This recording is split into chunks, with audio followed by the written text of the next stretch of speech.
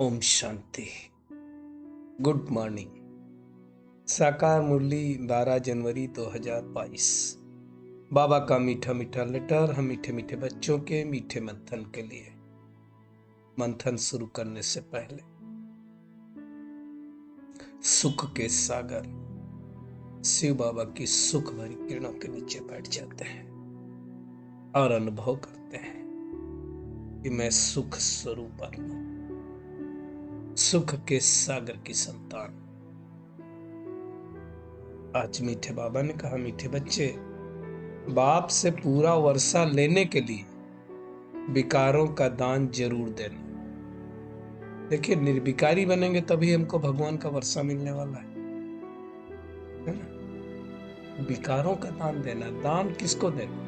भगवान आए है वो दान लेने, दे दो उसको अपनी कमी कमजोरी।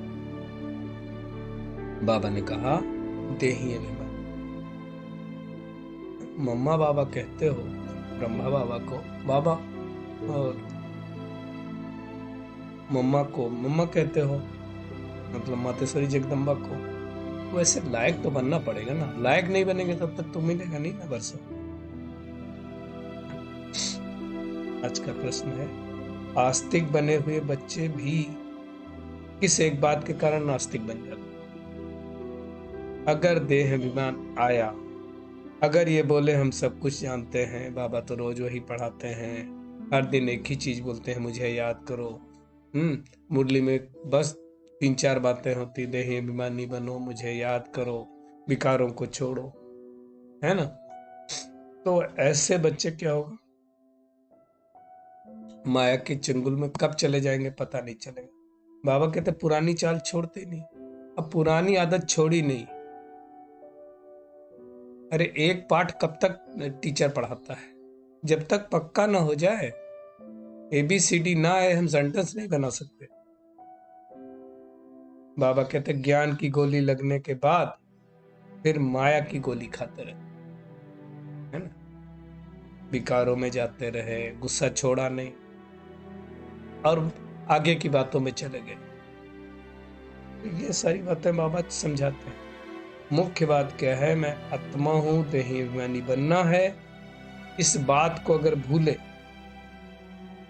तो जो आस्तिक है ना वो भी नास्तिक बन जाए। इसलिए इस बात को भूलना नहीं है। बाबा ने कहा फिर ईश्वरी गोद से आसुरी गोद में चले जाते हैं। तो हमें बहुत ध्यान देना। आज का गीत है, आज नहीं तो कल बिखरेंगे ये बादल, रात के भूले हुए मुसाफिर अब घर चल। अब घर जाने की बेला आ गई है। जो छोटी मोटी मुसीबतें बिघने दिखाई देते हैं, आज नहीं तो कल वो बिखर जाएंगे, छट जाएंगे और फिर से वो ज्ञान सूर्य उगेगा। बाबा कहते हैं वो भी घड़ी है, ये बेहद की घड़ी है। देखिए दुनिया में जो घड़ी होती है ना, बाबा कहते हैं उसमें देखो क्वार्टर, हाफ और फुल दिखाया जाता है। इस घड़ी के भी 4 हिस्से हैं। सृष्टि चक्र की बात बाबा कर रहे हैं। 15-15 मिनट मिले हुए हैं, है ना। बाबा कहते हैं इसमें आधा कल्प है दिन और आधा कल्प है रात। जैसे बाबा ने एग्जाम्पल दिया, नॉर्थ पोल में देखो 6 मास रात होती है और 6 मास साउथ पोल में, नॉर्थ पोल में रात और साउथ पोल में दिन। तो यहाँ भी आधा कल्प ब्रह्मा का दिन और आधा कल्प ब्रह्मा की रात, है ना। बाबा कहते हैं दुनिया वाले थोड़ी जानते हैं कि ये ड्रामा का चक्कर है जिसको कल्प वृक्ष कहा जाए। इसकी इतनी आयु, नाम ही है कल्प वृक्ष। इतनी आयु वाला बड़ा वृक्ष कोई होता नहीं। इसलिए इसका जो कंपेयर किया जाता है ना, बनियान ट्री से किया जाता है। क्योंकि बनियान ट्री में देखो अभी फाउंडेशन, मोस्टली जो पुराने पेड़ हो गए ना, फाउंडेशन नहीं रहता और साइड से जड़ें निकलती है, उनके द्वारा हरा भरा रहता है। तो ऐसे सारे धर्म हैं। आदि सनातन देवी देवता धर्म है ही नहीं। तो बाबा कहते 3 पैर पर खड़े हैं, एक टांग टूट गई है ना। दुनिया में थोड़ी कोई जानता कि आधा कल्प दिन आधा कल्प रात चलता है। मतलब आधा कल्प स्वर्ग की बात सही, आधा कल्प नरक चलता है। आधा कल्प इसका मतलब सृष्टि आस्तिक रहती है और आधा कल्प सृष्टि नास्तिक रहती है ना। ये थोड़ी दुनिया में कोई जानता है कि शिवरात्रि कब होती है। कोई तो समय होगा जब भगवान इस सृष्टि पर आएगा और आकर के पुरानी दुनिया को नई दुनिया बनाएगा, है ना। ये सब नॉलेज कौन दे सकता है? सिर्फ शिव बाबा। बाकी किसी को पता ही नहीं तो कैसे देगा। बाबा कहते यहाँ रहने वाले भी, मतलब जो सेंटर पर अच्छी तरह से ज्ञान में चलते हैं, वो भी आश्चर्य सुनंती कथंती भागंती हो जाते हैं। रहे, ज्ञान सुनाया, बाद में छोड़ दिया। तो बेसिकली जहां हमने श्रीमत का उल्लंघन किया वहां कोई ना कोई प्रॉब्लम आनी ही है। मुख्य बात है हम ज्ञान में चलते हैं तो विकारों का दान दें, तब जाकर के मम्मा बाबा कहने के लायक बनेंगे। बाबा से वर्षा लेना है ना, तो इन विकारों का दान अवश्य देना होगा। इसलिए गायन भी है, दे दान तो छूटे ग्रहण, है ना। बाबा कहते तुमको अशरीरी बन चलना है तो ये देह भान तो छोड़ना पड़ेगा ना। देह अभिमान में हम रहे 2500 साल, इसलिए मेहनत लगती है। और सतयुग त्रेता में तो माया होती नहीं, इसलिए वहां दुख भी नहीं होता है। माया तो यही होती है ना, द्वापर कलयुग में। बाबा कहते हैं यहाँ बड़ा आदमी बीमार पड़े तो अखबार में पड़ जाता है, बचाने की उनको कोशिश करते हैं। बाबा ने एग्जाम्पल दिया जैसे पोप का। अब उसको कंपेयर कैसे किया बाबा ने? अगर कोई को 5-7 बच्चे हों, किसी को हो सकते हैं ना, तो क्या कोई कहेगा कि हमारा बाप सर्वव्यापी है? इस बाप को इतने बच्चे हैं, पूरे विश्व तो उनका बच्चा ही है, तो ऐसा कैसे कह सकते हैं कि भगवान सर्वव्यापी है? ये सब बातें बाबा समझाते हैं। तो मुख्य बात है कि हमने पतित पावन बाप को बुलाया है तो अब पावन बनने की मेहनत करनी है।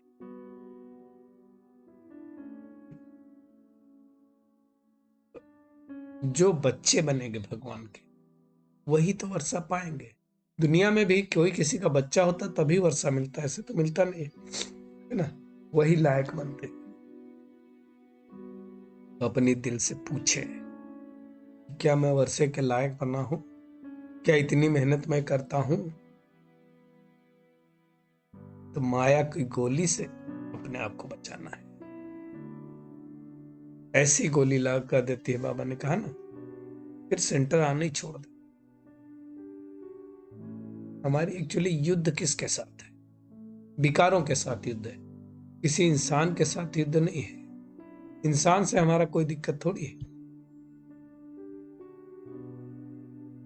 दुखी हमें किसने किया? माया ने, कमी कमजोरी ने।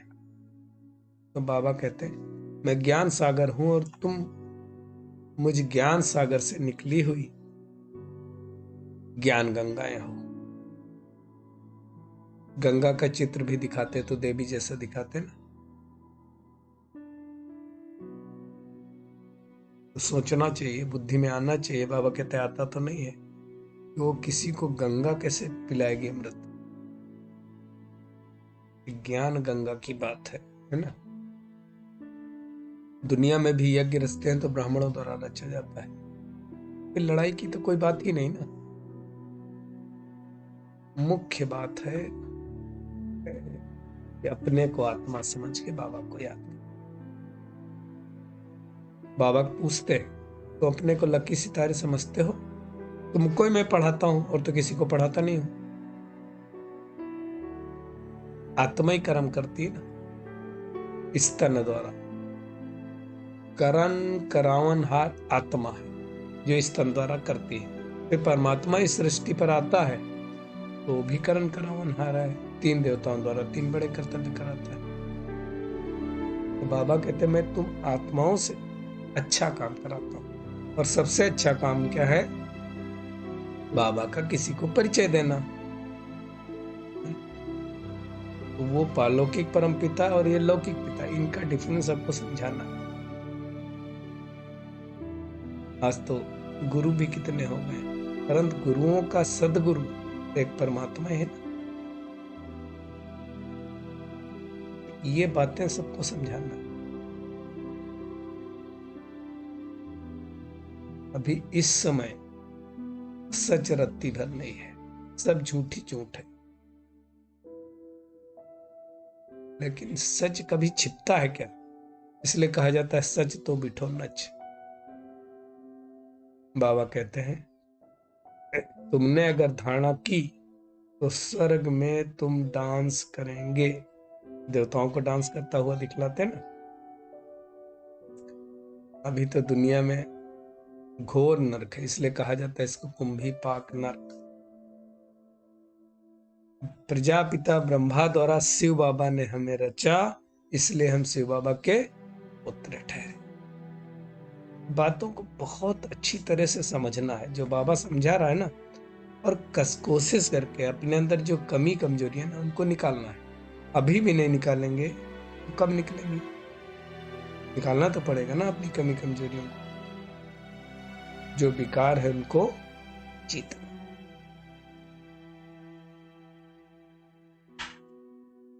तो सतयुग आया, त्रेता युग आया, द्वापर आया, युग आया, कलयुग आया, फिर संगम युग भी आएगा। संगम युग पर जो जो हम संस्कार बनाएंगे वो संस्कार लेकर के जाएंगे। बहुत ध्यान रखने की जरूरत है। तो अभी हमें संस्कार बनाने का समय है। श्रेष्ठ संस्कार अर्थात देवता ही संस्कार बनाएंगे तो देवताओं वाली दुनिया में जाएंगे। इस जो यज्ञ में सारी पुरानी दुनिया की सामग्री स्वाहा होनी है।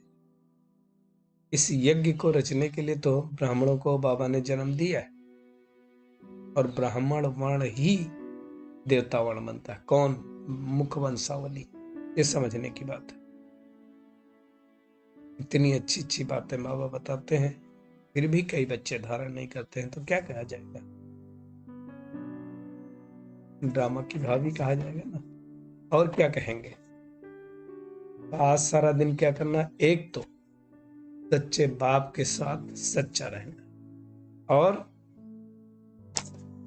विकारों का दान जरूर करना है, तभी पूरा पूरा वर्षा मिलेगा। दान दे करके वापस नहीं लेना है, नहीं तो भस्मासुर हो गए। हाँ, खुद ही अपने सिर पे हाथ रख लिया तो भस्म हो गया, इसे दिखाया जाता है ना।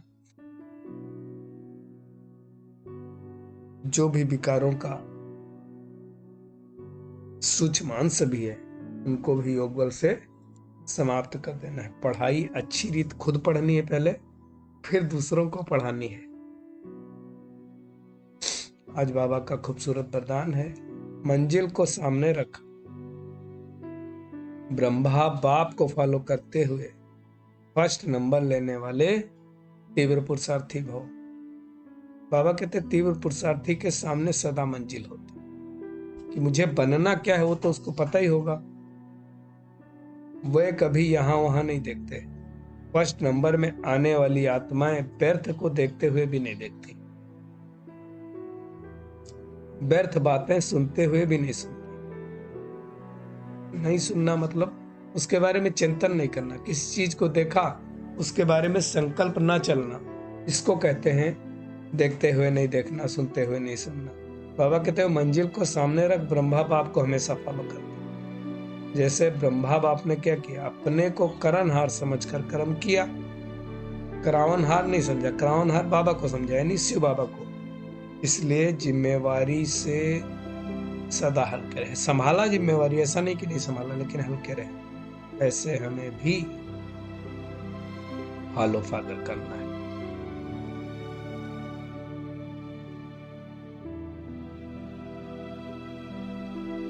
स्लोगन है, जो बातें अवस्था को बिगाड़ने वाली उसे सुनते हुए भी नहीं सुनना। क्यों अवस्था अपनी बिगाड़नी ना? जैसे कई बार नहीं लोग कहते आप बुरा न मानो ते बात सुनाए, उनको साफ साफ बोल देने का, नहीं मत सुनो, बुरी बात है तभी तो आप कह रहे हो बुरा न मानो।